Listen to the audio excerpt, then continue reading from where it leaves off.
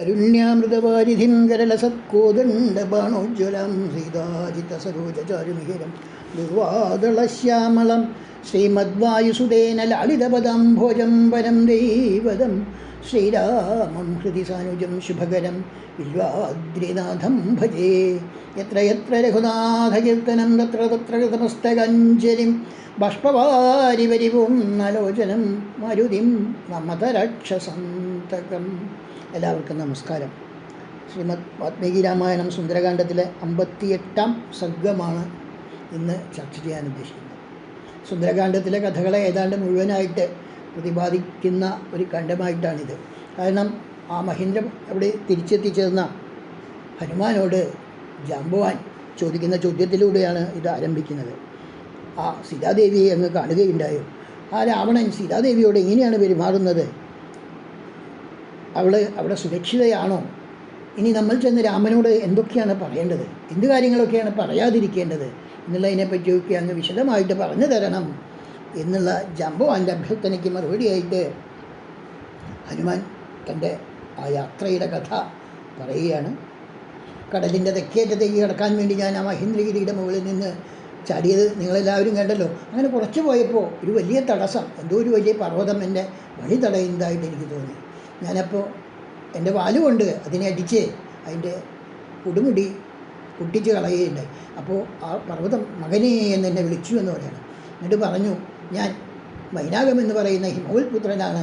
എന്നെ പണ്ട് വായു ഭഗവാൻ രക്ഷിച്ചതുകൊണ്ടാണ് ഇങ്ങനെ കടലിൽ വന്ന് ജീവിക്കാൻ എനിക്ക് അവസരം കിട്ടിയത്. അതുകൊണ്ട് നീ എനിക്ക് ജ്യേഷ്ഠൻ്റെ മകനാണ്, അല്ലെങ്കിൽ നീ എന്നെ ചെറിയച്ഛനായിട്ടാണ് കാണേണ്ടത് എന്ന് പറയുകയാണ്. പണ്ട് പർവ്വതങ്ങൾക്കൊക്കെ ചിറകുകളുണ്ടായിരുന്നുവെന്നും പർവ്വതങ്ങളുടെ യാത്രകൾ വലിയ ബുദ്ധിമുട്ടായി തോന്നിയപ്പോൾ ഇന്ദ്രൻ വജ്രായുധം കൊണ്ട് പർവ്വതങ്ങളെയൊക്കെ ചിറകുകൾ അരിഞ്ഞുവെന്നും അതിനിടയിൽ ആ വായു ഭഗവാന്റെ സഹായത്തോടു കൂടി ഞാൻ ഈ സമുദ്രത്തിൽ വന്ന് രക്ഷ പ്രാപിച്ചതാണ് എന്നൊക്കെ പറഞ്ഞ് ആ കഥ അദ്ദേഹം പറഞ്ഞു കൊടുത്തു. ആ രാമൻ, ധർമ്മിഷ്ഠനും ശ്രേഷ്ഠനുമൊക്കെയായ രാമൻ സീതാദേവിയെ മോചിപ്പിക്കാൻ വേണ്ട കർമ്മങ്ങൾ ചെയ്യേണ്ടത് തന്നെയാണ് എന്ന് പറഞ്ഞപ്പോൾ വളരെ സന്തോഷത്തോടുകൂടി അദ്ദേഹത്തിന് വിട കൊടുത്തുകൊണ്ട് അദ്ദേഹത്തിൻ്റെ സൽക്കാരം സ്വീകരിച്ചു എന്നതൊക്കെ പറഞ്ഞ് അദ്ദേഹത്തിന് മറുപടി കൊടുത്തുകൊണ്ട് ഞാൻ അവിടെ നിന്നും യാത്രയായി എന്ന് പറയാണ്. അങ്ങനെ പോകുമ്പോഴാണ് സുരസ എന്ന് പറയുന്ന ദേവി എൻ്റെ മാർഗം തടഞ്ഞു. എന്നിട്ട് പറഞ്ഞു, ദേവന്മാർ ഈ ഇതിലൂടെ പോകുന്ന എല്ലാത്തിനെയും പിടിച്ചു തിന്നാൻ എനിക്ക് അവകാശം തന്നിട്ടുണ്ടെന്ന്. അപ്പോൾ ഞാൻ അവരോട് പറഞ്ഞു, ഞാൻ ആ രാമൻ്റെ ആജ്ഞ അനുസരിച്ച് പോവുകയാണ് എന്നും തിരിച്ചു വന്നതിന് ശേഷം ഭഗവതിയുടെ ഭക്ഷണമാവാൻ ഞാൻ തയ്യാറാണ് എന്നും പറഞ്ഞു. പക്ഷേ അവളതുകൊണ്ട് അടങ്ങിയില്ല. അപ്പോൾ എന്നാൽ വായ പിളർന്നുകൊള്ളൂ എന്ന് പറഞ്ഞപ്പോൾ അവൾ 10 യോജന വായ പിളർത്തി എന്ന് പറയാണ്. അപ്പോൾ ഞാനൊരു 20 യോജന വലിപ്പമുള്ളവനായി. അങ്ങനെ വലിപ്പം കൂട്ടി അവസാനം അവളുടെ വായ ഏതാണ്ട് 100 യോജന വിസ്താരത്തിൽ പിളർന്നപ്പോൾ വളരെ ചെറിയൊരു കൊതുകിൻ്റെ രൂപത്തിൽ ഞാൻ അതിലൂടെ അവളുടെ വായിലേക്ക് കിടക്കുകയും ചെവിയിലൂടെ പുറത്തേക്ക് പോരുകയും ചെയ്തു എന്ന് പറയുകയാണ്. ഇങ്ങനെയുള്ള എൻ്റെ ആ പ്രവൃത്തിയെ അവളും അഭിനന്ദിച്ചു. അതിനുശേഷം വീണ്ടും ഞാൻ അങ്ങനെ പോകുമ്പോൾ എൻ്റെ നിഴല് പിടിച്ചു നിർത്താൻ വേണ്ടി ഒരു ഛായാഗ്രാഹിണി എന്ന് പറയുന്ന രാക്ഷസിയുടെ ശ്രമം ഉണ്ടായി. അവളെ ഞാൻ ഒറ്റ ചവിട്ടുകൊണ്ട് തന്നെ നശിപ്പിച്ചിട്ട് അവിടെ നിന്ന് പോവുകയുണ്ടായി എന്ന് പറയുകയാണ്. അങ്ങനെ ആ സിംഹിക എന്ന് പറയുന്ന ഛായാഗ്രാഹിണിയെയും വധിച്ചതിന് ശേഷം ഞാൻ ലങ്കയിൽ ചെന്നു. ഒരു സ്ഥലത്ത് ഇറങ്ങി. സന്ധ്യയായ നേരത്താണ് ഞാൻ അവിടെ ചെന്നത്. ഭീമപരാക്രമന്മാരായ രാക്ഷസന്മാരൊന്നും അറിയാതെ വളരെ ചെറിയൊരു രൂപം കൊണ്ടുകൊണ്ട് ഞാൻ അങ്ങോട്ട് വാതിൽ കടന്ന് പോകാൻ ശ്രമിച്ചപ്പോൾ, ലങ്കയുടെ ഗോപുരം കടക്കാൻ ശ്രമിച്ചപ്പോൾ ഒരു സ്ത്രീ പ്രളയകാലത്തെ മേഘത്തിനെ പോലെയുള്ള കറുത്ത രൂപത്തോടു കൂടിയ കാളുന്ന തീ പോലെയുള്ള മുടികളോടുകൂടി ഒരു സ്ത്രീ എന്നെ തടയാൻ വന്നു. അവളെ കണ്ടപ്പോൾ ഞാൻ എൻ്റെ ഇടത്തെ കൈ ചുരുട്ടി ഒരടി കൊടുത്തു എന്നാണ് പറയുന്നത്. അതോടുകൂടി അവൾ വീണു. ഞാനാണ് ഈ ലങ്കയുടെ അധിപതിയായ ലങ്കാപുരി എന്ന് പറയുന്ന ദേവിയാണ് ഞാൻ. മഹർഷിശാപം കൊണ്ടാണ് ഞാനിങ്ങനെ വന്ന് ഭവിച്ചത്. എന്തായാലും നീ ഇപ്പോൾ എന്നെ കീഴ്പ്പെടുത്തിയത് കൊണ്ട് നീ ലങ്കയെ തോൽപ്പിച്ചു കഴിഞ്ഞിരിക്കുന്നു എന്ന് പറഞ്ഞു. അങ്ങനെ അവിടെ നിന്ന് ഞാൻ രാത്രി മുഴുവൻ സീതയെയും തേടിക്കൊണ്ട് ആ രാവണൻ്റെ അന്തഃപുരത്തിലെല്ലാം സഞ്ചരിച്ചു. പക്ഷെ എവിടെയും ദേവിയെ കാണാൻ കഴിഞ്ഞില്ല. അവസാനം പൊന്മതിൽ കൊണ്ട് ചുറ്റപ്പെട്ട ഒരു ഉദ്യാനം ഞാൻ കണ്ടു എന്ന് പറയണം. ആ വനത്തിൻ്റെ നടുക്ക് ഒരു ശിംശപാവൃക്ഷം കണ്ടു. അതിൻ്റെ മുകളിൽ കയറി നോക്കിയപ്പോൾ ഒരു പൊൻകദളികൾ നിറഞ്ഞ ഒരു കാട് ഞാൻ കണ്ടു. ആ ശിംശപാവൃക്ഷത്തിനടുത്ത് ഒരു സുന്ദരിയെയും കണ്ടു. യൗവനയുക്തിയും തമരക്കണ്ണിയും ഒക്കെ ഉപവാസം കൊണ്ട് കൃഷിയുമായിട്ടുള്ള അവളുടെ ചുറ്റും മാംസവും ചോരയുമൊക്കെ കുടിക്കുന്ന രാക്ഷസിമാരെ നിൽക്കുകയാണ്. പെൺപുലികളുടെ മധ്യത്തിൽ ഒരു പേടമാൻ എപ്രകാരമാണോ ദുഃഖിച്ചിരിക്കുന്നത് അതുപോലെയാണ് ഞാൻ അവിടെ കണ്ടത്. അവൾ മുടിയൊക്കെ ഇങ്ങനെ അയച്ചിട്ട് ദുഃഖിതയായിട്ട് ഇരിക്കുന്ന ആ സീതാദേവിയെ ഞാൻ കണ്ടു എന്ന് പറയാണ്. അങ്ങനെ അവിടെ നിന്ന് സീതയെ നോക്കിക്കൊണ്ട് ഞാൻ ഇരിക്കുമ്പോഴാണ് രാവണൻ്റെ കൊട്ടാരത്തിൽ നിന്നൊരു വലിയ ശബ്ദം കേട്ടത്. അവിടെ നിന്ന് ആ രാവണൻ അവിടേക്ക് വരുന്നതാണ് കണ്ടത്. രാവണനും ധാരാളം സ്ത്രീകളോടുമൊക്കെ കൂടി രാവണൻ അവിടെ വന്നു. എന്നിട്ട് സീതയോട് എന്നെ ബഹുമാനിക്കൂ എന്നാവശ്യപ്പെട്ടു എന്ന് പറയാണ്. സീത അതിന് സമ്മതിക്കാതെ ഇരുന്നപ്പോൾ 2 മാസത്തിനുള്ളിൽ നീ എൻ്റെ ഭാര്യയായില്ലെങ്കിൽ നിന്നെ ഞാൻ കൊന്നുകളയും, കൊന്നിട്ട് ആ ചോര കുടിക്കും എന്നൊക്കെ പറഞ്ഞ് ദുഷ്ടനായ രാവണൻ പറഞ്ഞു. അത് കേട്ടപ്പോൾ സീതാദേവി അദ്ദേഹത്തിനോട് പറഞ്ഞു, ആ ദശരഥപുത്രനായ രാമൻ്റെ ഭാര്യയാണ് ഞാൻ. ആ എന്നെ യജ്ഞത്തിലെ ഹവിസ്സിനെ പ്രകാരമാണോ കുറുക്കന്മാർ എടുത്തുകൊണ്ട് പോകുന്നത് അതുപോലെയാണ് നീ ചെയ്തിരിക്കുന്നത്. ആ രാമൻ എന്ന് പറയുന്ന സിംഹത്തിനോട് നേരിട്ട് ഏറ്റുമുട്ടാൻ കഴിയാത്തതുകൊണ്ടാണ് നീ ഇങ്ങനെ ചതിപ്രയോഗത്തിലൂടെ അല്ലെങ്കിൽ മായാവേഷം ധരിച്ചു വന്ന് എന്നെ അപഹരിച്ചത്. എന്തായാലും ഞാൻ ഇവിടെ ഇങ്ങനെ ഇരിക്കുകയാണ് എന്നുള്ള വിവരം ആ രാമചന്ദ്രൻ അറിഞ്ഞു കഴിഞ്ഞാൽ എൻ്റെ കഥ കഴിഞ്ഞു.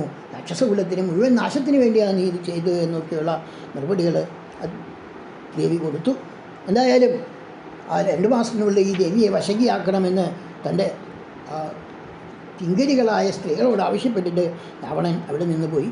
അതിനുശേഷം രാവണൻ പോയപ്പോൾ ആ സ്ത്രീകളൊക്കെ സീതയെ ഭീഷണിപ്പെടുത്തി, നീ വഴങ്ങിയില്ലെങ്കിൽ നിന്നെ കൊന്നുകളയും എന്നൊക്കെ പറഞ്ഞ് ഭീഷണിപ്പെടുത്തി. അങ്ങനെ അത്യന്തം ദുഃഖിതയായ സീതാദേവി അവസാനം ആത്മഹത്യ ചെയ്താലോ എന്ന് തീരുമാനിച്ച് അങ്ങനെ ഇരിക്കുമ്പോഴാണ് ഞാൻ അവരുടെ മുന്നിലേക്ക് എത്തിച്ചെന്നത്. ഞാൻ ആദ്യം തന്നെ ആ രഘുകുലത്തിനെ പറ്റിയും ഒക്കെ പറഞ്ഞു. എൻ്റെ വാക്കുകൾ രാമൻ്റെയും ദശരഥൻ്റെയും ഒക്കെ കഥകളെ പറ്റിയൊക്കെ ഞാൻ അവിടെ വിസ്തരിച്ചു. അത് കേട്ടപ്പോൾ നീ ആരാണ്, എന്തിനാണ് ഇവിടെ വന്നത് എന്നുള്ളതിനെ പറ്റിയൊക്കെ സീതാദേവി ചോദിച്ചു. അപ്പോൾ ഞാൻ രാമനെ അയച്ചതാണ് എന്നും ഞാൻ സുഗ്രീവൻ്റെ മന്ത്രിയായ ഹനുമാനാണ് എന്നും ഒക്കെ പറഞ്ഞു. ആ അങ്കുലീയകം ആ ദേവിക്ക് കൊടുത്തു. ദേവി ഇനി ഞാൻ എന്താണ് ചെയ്യേണ്ടത് എന്ന് ചോദിച്ചു. അപ്പോൾ ആ ദേവി വളരെ സന്തോഷത്തോടു കൂടി എൻ്റെ ഈ കഥകളൊക്കെ ആ രാമചന്ദ്രനോട് ചെന്ന് അറിയിക്കൂ എന്ന് പറഞ്ഞിട്ട് ചില അടയാളവാക്യങ്ങൾ നൽകി, ആ ചൂടാരത്നം നൽകി, ഇതൊക്കെ ചെയ്തിട്ട് അവിടെ നിന്ന് ആ വീരന്മാരായ രാമലക്ഷ്മണന്മാർ ഇവിടെ വന്ന് ഈ രാവണനെ വധിക്കാനുള്ള വേണ്ട ഏർപ്പാടുകൾ നീ ചെയ്യണം എന്ന് പറഞ്ഞു. ഇനി എനിക്ക് 2 മാസം മാത്രമാണ് കാലാവധിയുള്ളത്. അതിനിടയ്ക്ക് രാമൻ വന്നില്ലെങ്കിൽ ഞാൻ മരിച്ചു പോയേക്കാം, അല്ല രാവണൻ എന്നെ കൊന്നേക്കാം എന്നൊക്കെ പറഞ്ഞു. അപ്പോൾ എനിക്ക് കുറച്ച് ദേഷ്യം വന്നു. ഞാൻ പറഞ്ഞു, എന്നാൽ ഒരു കാര്യം ചെയ്യാം, എൻ്റെ ശരീരം ഞാൻ മല പോലെ അങ്ങ് വളർത്തി അതിനുശേഷം അവിടെയുള്ള എല്ലാത്തിനെയും ഞാൻ തകർക്കാൻ ആരംഭിച്ചു എന്ന് പറയുകയാണ്. അങ്ങനെ ആ ശോകവനിക മുഴുവൻ ഞാൻ തകർത്തു. ഇങ്ങനെ അപ്രിയം ആയിട്ടുള്ള കാര്യങ്ങൾ കണ്ടപ്പോൾ ആളുകൾ ഓടിപ്പോയി രാജാവിനെ വിമർശിച്ചു. അനുസരിച്ച് ആ രാജാവിൻ്റെ ഭൃത്യന്മാരായിട്ട് ധാരാളം രാക്ഷസന്മാരവിടേക്ക് വന്നു. അവരെയൊക്കെ ഞാൻ വധിച്ചു.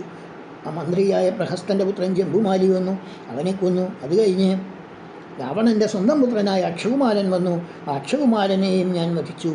അങ്ങനെ എല്ലാവരും മരിച്ചു എന്ന് കേട്ടപ്പോൾ രാവണൻ എൻ്റെ മുത്തപുത്രനായ ഇന്ദ്രജിത്ത് അവിടെ നിന്ന് വരികയും അദ്ദേഹം ബ്രഹ്മാസ്ത്രം പ്രയോഗിക്കുകയും ചെയ്തു.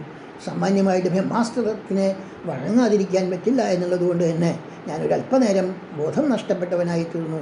അങ്ങനെ അദ്ദേഹം എന്നെ ബന്ധിച്ച് രാവണൻ്റെ സമീപത്തിലേക്ക് കൊണ്ടുപോയി എന്ന് പറഞ്ഞു. അവിടെ വന്ന് ആ രാവണൻ്റെ മുന്നിലെത്തിയപ്പോഴേക്കും എനിക്ക് ബോധമുണ്ടായി. രാവണനുമായിട്ട് ഞാൻ സംസാരിച്ചു. ദുഷ്ടനായ രാവണൻ എന്നോട് പലതും ചോദിച്ചതിന് ഞാൻ യുക്തമായ മറുപടികൾ പറഞ്ഞു. ഞാൻ രാമൻ്റെ സന്ദേശവാഹകനായിട്ടാണ് വന്നത് എന്നും സുഗ്രീവഭൃത്യനാണ് എന്നുമൊക്കെ ഉള്ള കാര്യങ്ങൾ അദ്ദേഹത്തിനോട് പറഞ്ഞു. എന്നാൽ അദ്ദേഹം കുപിതനായിട്ട് എന്നെ കൊല്ലാനുള്ള നിർദ്ദേശം കൊടുക്കുകയാണ് ചെയ്തത്.